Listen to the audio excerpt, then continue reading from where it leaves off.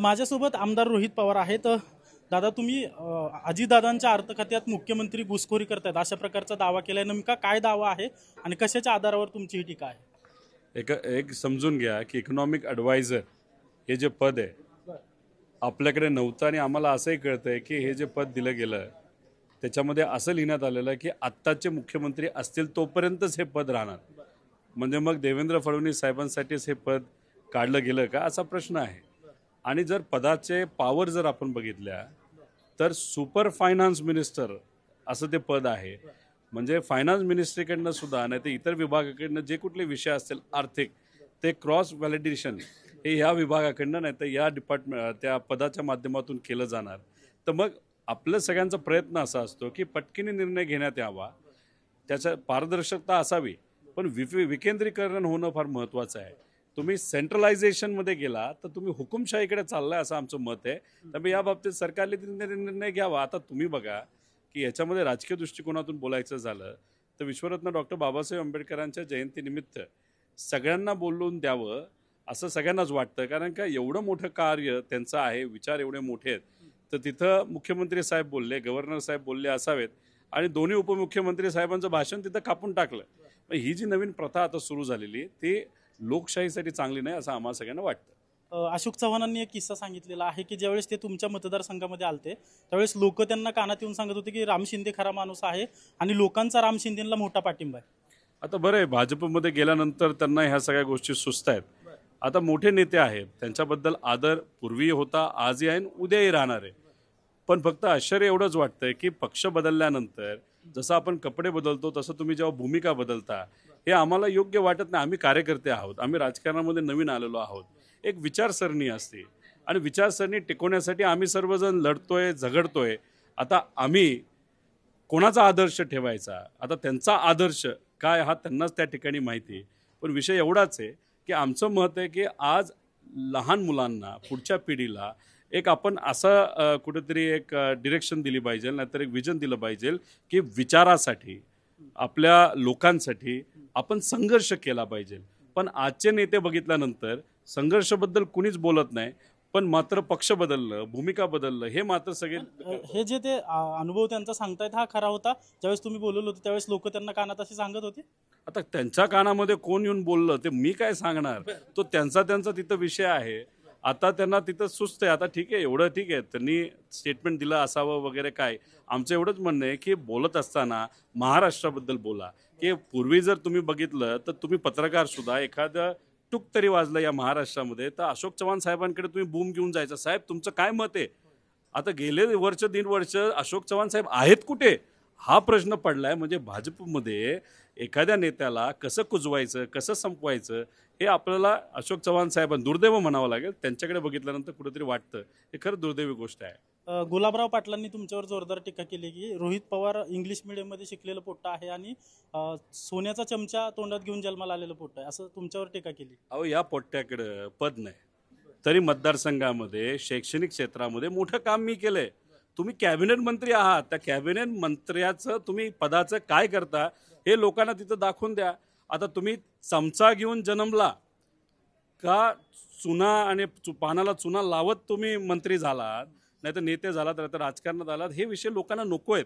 तुम्ही तुमच्या पदाचं काय करता हे जास्त महत्त्वाचं आहे. आणि आमचं एवढंच मत आहे की ठीक आहे, आता बोलणं सोपं झालं की रोहित पवार सोन्याचा चमचा घेऊन आला, त्या सोन्याच्या चमच्याचं रोहित पवारने केलं काय हे तरी लोकांनी त्या ठिकाणी समजून घेतलं बाहेर का असं म्हणायचं अप्रत्यक्षपणे. आता एकनाथ शिंदे साहेबांचं कार्य खूप मोठे आहे, अतिशय खालच्या एक साध्या कार्यकर्त्यापासून मुख्यमंत्री झालेत, आदर आहे आम्हाला. मग त्यांचा मुलगा चमचा सोन्याचा चमचा घेऊन जन्मला असं म्हणायचं का? म्हणजे मुलाचं कर्तृत्व झिरो असं कुठेतरी गुलाबराव पाटलांना म्हणायचं कारण आहे का? त्यामुळे ह्या सगळ्या नेत्यांनी, आम्ही युवा पिढी जे कष्ट करत आहेत त्या कष्टाकडे बघा.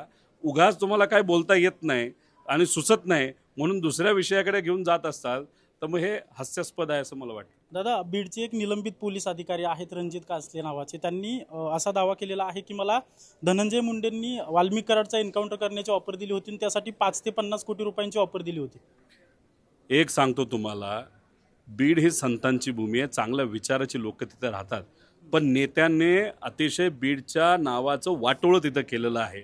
आता एक पोलीस अधिकारीच जर म्हणत असेल की आम्हाला एन्काउंटरची सुपारी तिथे दिली जाते, म्हणजे कशा प्रकारचं राजकारण हे बीडमध्ये केलं जातं, तसं तिथं साताऱ्यात केलं जातं. ह्या ज्या काय गोष्टी चालल्यात नाही की नेत्याला आणि राजकीय व्यक्तीला असं वाटतंय ते राजे झालेत आणि बाकी सगळी प्रजा आहे, हे कुठे बदललं पाहिजे. आणि हा व्यक्ती जो काय बोलतोय त्यात खरंच खोलात जाऊन बघण्याची जरूरत आहे. कारण का एक जो क्रिमिनल आहे तो अजून सापडला नाही, त्याचाही मर्डर झाला का असं आपल्याला कुठेतरी म्हणावं लागेल. कारण का त्या व्यक्तीकडे बऱ्याच काही गोष्टी आहेत, त्याला बऱ्याच काही गोष्टी माहीत आहेत. महिला जिला बरंच काय माहीत होतं ती तिथं संपली.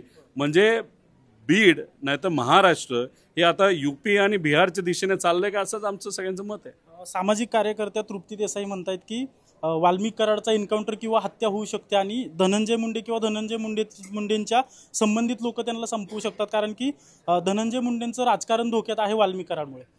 आहे. आता तुम्ही जर वाल्मिक कराडसारखे लोक आसपास ठेवली तर तुमचं राजकारण धोक्यात नाही. आता तुमचं राजकारण संपलेलं आहे. लोकांना माहीत आहे की कोणाला आता निवडून द्यायचं, कोणाच्या पाठीमागे तिथं उभं राहायचं. आणि तुम्ही आजपर्यंत एका गुंडाचा वापर तर फक्त सत्ता आणण्यासाठी केला असेल. तुमच्याच समाजाच्या लोकांना आवाज तिथं दाबला, मुंडेचा मर्डर तिथं झाला, त्याच्याचबरोबर इतरही काही लोकांना तिथं दडपण्यात आलं, महिलेवर अत्याचार तिथं झाला, सर्व समाजाच्या महिलांवर अत्याचार झाला, लोकांवर अत्याचार झाला. त्यात तुमचं राजकारण चालू झालं. म्हणजे विकास राहिला बाजूला आणि गुंडांचा वापर करून तुम्ही पुढे गेला असाल तर तुमचं राजकारण संपलंय असं कुठेतरी आपल्याला म्हणावं लागेल. तुम्ही ट्विट देखील केले दादा, जी अहिल्यानगरमध्ये महाराष्ट्र केसरी स्पर्धा झाली होती त्या स्पर्धेमध्ये जो वादग्रस्त पंच होता त्याच्यावर 3 वर्ष आता निलंबनाची कारवाई करण्यात आली.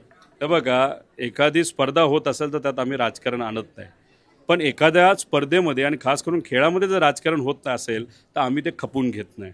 अहिल्यानगरमध्ये जी कुस्ती झाली, महाराष्ट्र केसरी हे नाव त्यांनी तिथं वापरलं, तिथं जो पंच होता त्यांनी चुकीचा निर्णय केला हे अख्ख्या महाराष्ट्राला माहिती, आम्हाला माहिती. आम्ही त्यावेळेस बोलत होतो, त्याच्यावर कारवाई झाली पाहिजे, निकाल चुकीचा आहे, त्यावेळेस त्यांनी मान्य केलं नाही.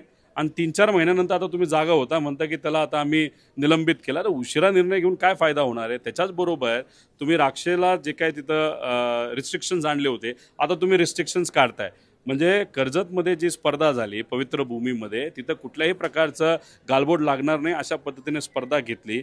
आणि ती स्पर्धा झाल्यानंतर आता तुम्ही झोपेतून जागे व्हायला लागला तर म्हणावं लागेल की ज्या पैलवानांनी आम्हाला मदत केली, ज्या महाराष्ट्र केसरींनी मदत केली, परिषदेने मदत केली आणि कर्जत जामखेडच्या लोकांनी आम्हाला ती स्पर्धा, पारदर्शक स्पर्धा, खेळ कसा घेतला जावा हे लोकांना तिथं दाखवून दिल्यानंतर हे झोपलेली लोक आता उठलेली आहेत. तर मला असं वाटतं की परिषदेच्या माध्यमातून जी महाराष्ट्र केसरी स्पर्धा झाली अतिशय सुंदर झाली आणि त्यामुळेच ही लोक आता जागे व्हायला लागले असं आपल्याला म्हणावं लागेल. दादा, दीनानाथ रुग्णालयामध्ये एका प्रसूतीसाठी आलेल्या महिलेवर उपचार झाला नाही आणि दुसऱ्या महिला रुग्णालयात गेल्यानंतर तिचा मृत्यू झाला. हे सगळं प्रकरण झाल्यानंतर आता ज्या चौकशी समिती गठीत करण्यात आल्या होत्या त्यांचा अहवाल आज कॅबिनेट पुढे सादर केला जाणार आहे. नाही, आता कॅबिनेट समोर काय अहवाल दिला जातो हे बघावं लागेल. आमचं सगळ्यांचं एकच मत आहे की सामान्य लोकांवर अन्याय झाला नाही पाहिजे. एका महिलेवर तिथं उपचार होण्याऐवजी तिला दुसऱ्या हॉस्पिटलमध्ये पाठवलं जातं आणि ते का पाठवलं जातं ते अहवालामध्ये दिलं असेल तर चांगली गोष्ट आहे. फक्त एक समजून घ्या, एखादा डॉक्टर तिथं बसल्यानंतर एखादा निर्णय जेव्हा देत असतो तो डॉक्टर निर्णय देतोय का ती संस्था निर्णय देते हे सुद्धा बघा.